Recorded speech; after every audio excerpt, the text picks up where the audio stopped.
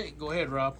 Okay, this is HobbyBoss's 1/32 scale B24J Liberator.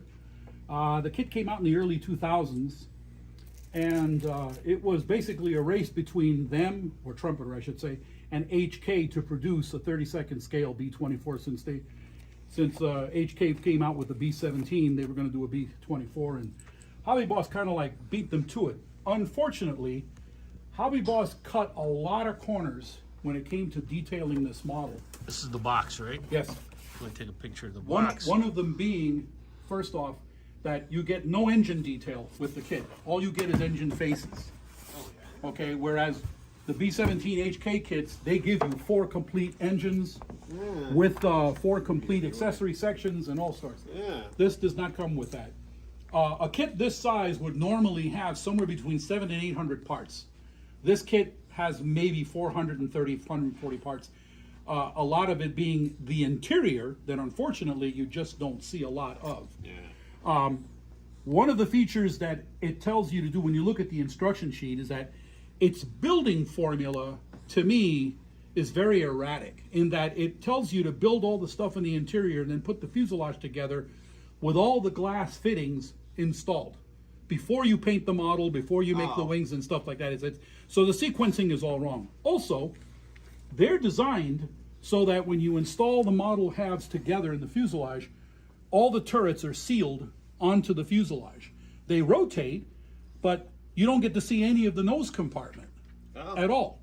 So, and also you glue down the main canopy and the main, the top turret and all this other stuff, so you don't see a lot of the interior.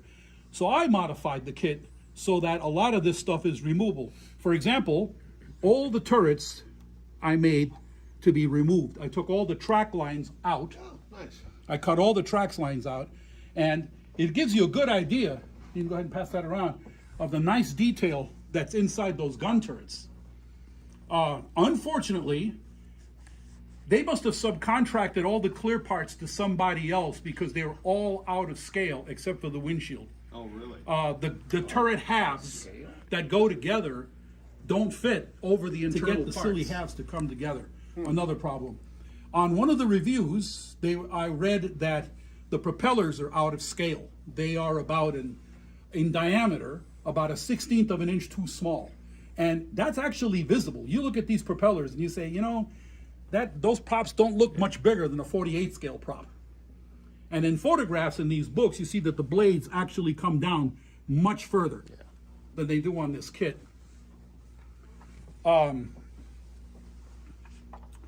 Another thing that they did wrong is the flap design on the model in the back here is totally wrong.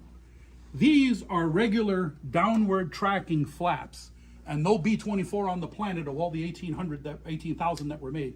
They had Fowler flaps. Those are flaps that come out, and they increase the area of the wing. The Fowler flaps come out about this far, and they increase the area of the wing by a good 30% for better low-speed characteristics for landing and takeoff. And these flaps are all wrong. As you can see, they're hinged to just go straight up and straight down, and that's totally inaccurate. Now, as far as surface detail goes, the kit is very good. The recessed panel lines and the riveting are fabulous. It's typical of Trumpeter. The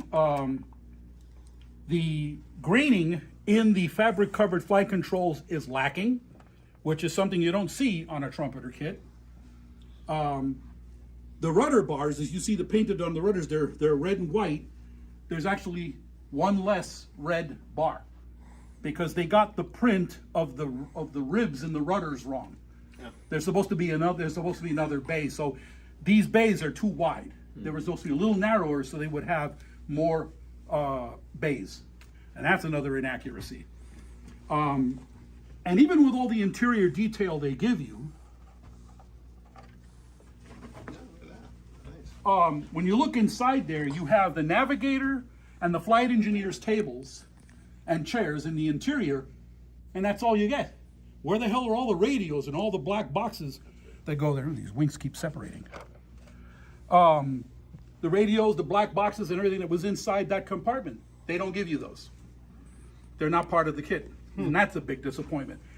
Half the equipment that's supposed to be in the nose, including the bombardier's table and his boxes and everything else that goes in front, they're not there. Very, very disappointed. Let me get my... This is out of the box, right? Out of the box, yeah. I did detail the cockpit a little bit because I was not going to be satisfied with leaving the front windshield glued to the surface. So I took time out to measure and sand all of the troughs and the curved areas so that the canopy would fit really flush on there. Then I added a lip to the back of the canopy so that it notches down into the compartment here so that the, come on. Don't cut yourself. Yeah. Nice fit, huh? Jeez. Whoa. And all that is all scratch built. Wow. You don't get anything inside of the upper part of the canopy. Very nice. Okay? When you look down in the cockpit, again, very disappointing. Take a close look at the throttle levers. There are 4 throttle levers. Where are the 4 levers for the prop controls? Where are the 4 levers for the superchargers? There's a lot of stuff missing. There is an aftermarket complete forward instrument panel and center console, which is beautiful, made by some outfit in Britain. But after shipping, you're gonna pay about $50 for it. And I thought that was ridiculous. Okay. Those seatbelts look really wide. Is that? No, they're accurate. to scale? And Okay. those are not kit. The kit doesn't come. Thank you. The kit does not come with seatbelts. Those are aftermarket Edward Does it come seatbelts. with anything? Nothing. No seatbelts. Oh, yeah. Yep. That's all We right. don't need no stinking seatbelts. So I can get these in here. My electrical harnesses.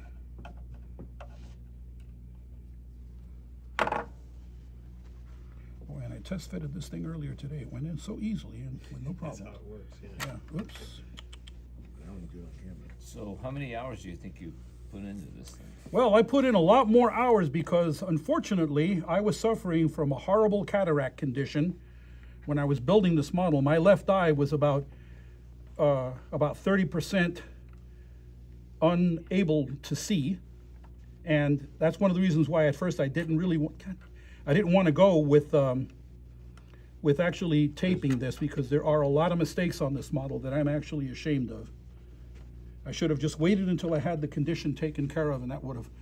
So, has everybody seen the turrets? Yep. Let me tell you, Rob, your work is hell of a lot better than what I've produced in the last few years. It's not a question. I don't believe in better. For the hours that I put in, I expect the product to be a certain way, and this didn't come out. To answer your question, Jim, I got about 200 hours in this kit. Okay. What else is I can talk about this model? How are the stencils? Okay. For the All the these decals, all these decals you see here are aftermarket decals. Oh, okay. The kit decals, for some reason, I didn't use them because they weren't very good. They were very thick. Okay. They raised very well. Here's another problem. These are all the refueling cap areas Right. for the B-24. And if you look at inside the circle, there are no caps. Oh yeah. There's okay. no detail. No detail to it, yeah. Yeah. The locations are there because that's where they tell you to put those things, but no detail. Okay, now the worst part of it all, which was the thing that really disappointed me, because this is what I really wanted to build this model for, and that is the decal of the lady and the dragon. Jim, can you hand me that company decal sheet there? It's not that one. That one. These were the decal sheets that I bought. They're aftermarket, a company called Kits World. Okay? And unfortunately, they're terrible. They are not made of the typical paper that are made in decals. I don't know what they're made of, but they felt like a very, very, very thin, fine vinyl, or like a skin, because they don't react to any decal thinning solution of any kind. I used 4 different kinds, the Walthers, plain white vinegar, the ones that you mentioned earlier. They do not work. All they do is they make everything shrivel up, and then the decals start to separate. I noticed something else as well. Once you put these decals in water, within 2 seconds they separate from the paper. Huh. I started with the decals that go on the props. I did one prop, straight out of the water and put them on and got them down, and they sat pretty well. The second prop was in the water a little longer. I took them out and put them on the blades, and they just literally curled up and slipped right off. The adhesive was gone. After putting about 3 or 4 blades worth of decals in the water started turning yellow, which means the adhesive that they used for these decals is inferior. It just literally melts away. Now, you would think they would tell you something like that in the instructions of how to apply the decals like you do with most companies, okay? Here is the instructions. Okay. This is all history about the airplanes. There's nothing in here about these decals. Nothing at all. Also, this decal sheet, as I bought it, was supposed to have 3 sheets of decals of the Dragon and its lady. One was missing. So unfortunately, from here all the way to the top here to right about where the angle of the window is here, I hand painted. That looks good. That looks good. I tried my best to blend the colors to get them to fit. I mixed 3 different greens to get that shade, and it's still, as I see it now with my eyesight good, it's not to my satisfaction. Also, if you look closely at the down here towards the decal where it curls under the Bombay, it just bubbles, it just lifts. And the thing is, you can press them down with your hands because they're soft, and they conform. And within a few minutes, they separate again. In some areas, to get them to stay down, like the Dragon's head, I've used my Model Masters clear semi-gloss solution, which is very sticky. I buttered the bottom of the decal. I can literally lift the decal away, butter it with the stuff, and put it on like it was an adhesive. The good news, they don't tear very easily. I mean, if you got enough water on the surface, they will move anywhere you want them. But I didn't tear a single decal. They didn't come apart. I made a mistake before. The star and bars are the kits. And that's all I used from the kit. Oh, look, over here, the tail stripe is separating. See that? Oh, look at that. It's doing it again. Wow. And I can come here and press down on it and get it to stay, and then it'll just come right back off. And I used every kind of solution on those stripes. At one point, I felt like just peeling off and then hand painting them black. But at about 3/4 of the way through, I was just so frustrated. I just wanted to finish the kit. My wash effect, I'm very, very dissatisfied with. To me, it doesn't look good enough. Number 4 is definitely blowing more oil than number 1 or 2, which is okay. That's realistic. Sure. But the technique I use, my normal wash technique, comes out a lot better than this. That I'm disappointed with. I'm gonna try to lift this thing so you guys can get a look at the bottom of it. Oh, another thing I forgot. You want to take the wings off and then try to lift the fuselage, or? No, I can do it like this.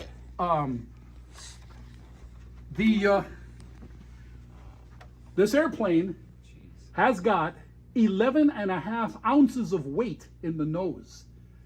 And that's what the instructions say. They say 11 ounces to hold the nose down. Didn't work. Yeah. So if you notice at the tail end of my Bombay, I've got my magic trick of using piano wire to hold the tail up. One thing I did do before can I put it down? Yeah. One thing I did do before I put the piano wire in place is that I put a piece of cheesecloth over the canopy and I just started adding weights to it. And by the time I got the nose to come down and settle, I had 16 ounces of weight, 1 pound, to get it to sit. And this thing, as it is, weighs a ton. I mean, look, the good news about that is though the nose tire is hollow. It's a rubber vinyl and it's hollow, so it actually squishes. It actually squishes to what it's supposed to look like. Oh, okay. Well, yeah. The main tires, weight on wheels. The main tires aren't that way. It looks like they were made from 2 different manufacturers again. I don't know, because the main tires are solid. Jim came up with a really cool idea to add weight. Since the nose tire was hollow, we've got BB shot. Oh, sure. Metal BB shot. I'd fill the tire up with BB shot, and hopefully that would help it. But unfortunately, the BB shot I got is not lead; it's steel. But if you put the BBs in there, then the tire won't deform. No, it won't deform, but the nose would, if it has enough Yeah. weight, it would have brought the nose down, and I was more satisfied with that than the actual squishing of the tire. But the piano wire works just fine. That piece of piano wire I've used on 3 models now, and it's fabulous stuff. You can barely see it Yep. and everything. Also, I brought all the literature in because these books tell you, especially this book, anybody that builds a B24, I don't care if it's 72nd scale, 48th, 32nd, that's a must. And that book only cost me used on Amazon $4, Nah.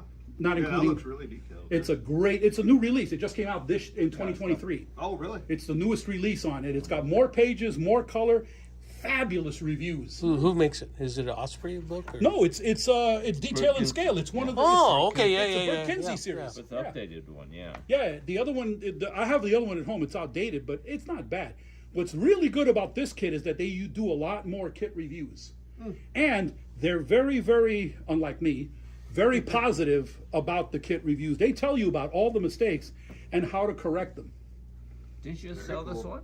Huh? Didn't No. you just sell this one? Is that the one that says- Second Academy Minute? Yeah, that's the kit. Yeah, Well, that's that the goes one. into a great. Oh, it is. Yeah, it's got And it's the only kit of a B24 in any scale that's a PB4Y1. Yeah, it comes with the Urco nose current, Yeah. and the radar. Yeah. Now, HobbyBoss does a 32nd scale D model, and I'm contemplating whether to make it a Operation Tidal Wave Ploesti Raider in the pink, or making it a PB4Y1 in the navy camouflage, which I just found out because of this book. They were not painted blue on top. They're painted a dark gold gray and white. And so the box top of the old Revell model was a mistake. Which is sad because I built that model. I love the blue on the top of the airplane. And it makes for a really nice looking camouflage. Anybody have any questions? You might as well just take this off and paint it. That's probably what I'm going to wind.